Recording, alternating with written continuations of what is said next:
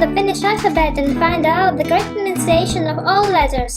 There are 30 letters in Finnish and one letter from Swedish, which is called Ruotsalainen or Ruotsalainen means Swedish.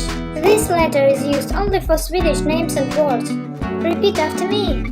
A, B, C, D, E, F, G,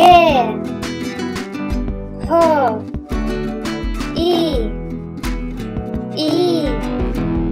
K, L, M, N, O, P, Q, R, S, T, U, V, kaksois-V, X, Y, Z, Ž,